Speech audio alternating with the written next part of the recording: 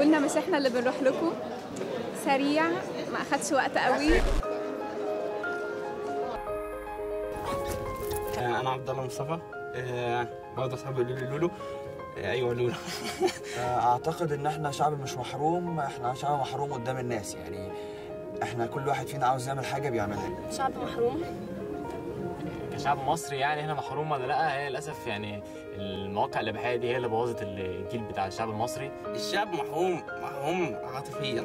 احنا شعب ما عندهوش الثقافه دي، احنا شعب محروم من الثقافه دي. الموضوع بالنسبه لنا احنا يعني بينافي عادات وتقاليد كتير قوي عندنا، بتخلينا حاطين نفسنا في زي صندوق كده مش عايزين نطلع منه. في الاخر هو كل واحد، يعني انت انسان ربنا خلقك بعقل عشان تفكر، تتحكم في مشاعرك، تتحكم في رغباتك. الموضوع بقى صعب قوي، معرفش ايه اللي حصل.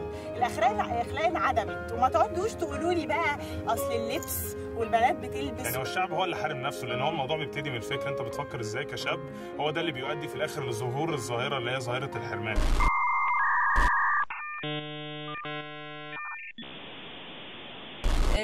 طبعا ممكن ندخل الثقافه الجنسيه في التعليم، ليه لا؟ في مصر انا شايف ان هو مش هينفع غير لما نطور المنظومه التعليميه كلها على بعض. ما يبقاش برضو يعني الناس تعرفه بشكل غلط، ما تبقاش فاهمه ان احنا بناخد قله ادب يعني. لكن اصلا الشعب المصري اصلا يعني ما عندوش القدره ان هو يستوعب الموضوع ده، هياخده بقله ادب مش هياخده بالتفكير الصح، يعني اللي هو المفروض اصلا ان هو يتعلم بيه. في الاول وفي الاخر هي تعتمد على الاهل في البيت، ان هم يبداوا يوعوا الولد او البنت يعني. فدي انا شايفها مش مسؤوليه المدرسه. حصل موقف شخصي معايا بسبب موضوع التعليم ده، ان انا لما اجي اعلم البنت الصح او غلط الاقي ولي الامر بيعترض، ان هو اللي عايز يعلم ومش عايز المدرس يتعامل مع الطفل او يزعله.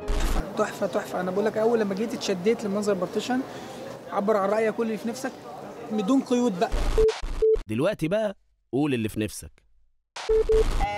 احب اقول لليلى بعد 20 سنه ان انا بحبها جدا، ما كنتش متخيله ان انا هحبها كده لما تيجي. والله بس انا يعني اوصي نفسي، اوصي الامهات، نرجع نتكلم بهدوء على قد ما نقدر مع اولادنا، نبطل الشخط والزعيق. كنت فاكره يعني الواحد عارف قيمه الامومه لما جاب بيبي، يعني عارف اهاليه كانت بتعمل ايه معايا.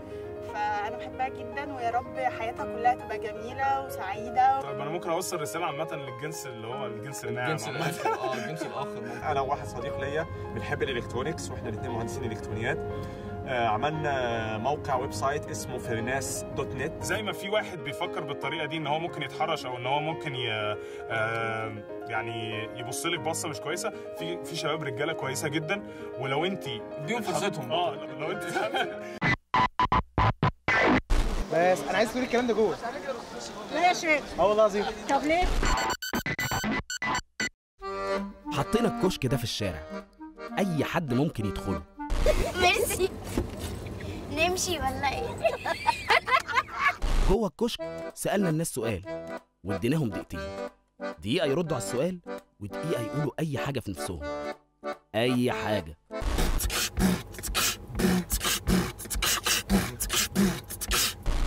على فكرة الكشك ده هتلاقيه بيلف في كل حتة في مصر، وممكن تصحى من نومك تلاقيه واقف تحت بيتكم أو في الحتة بتاعتكم. جوه الكشك هتشوف وتسمع فعلا المصريين الحقيقيين.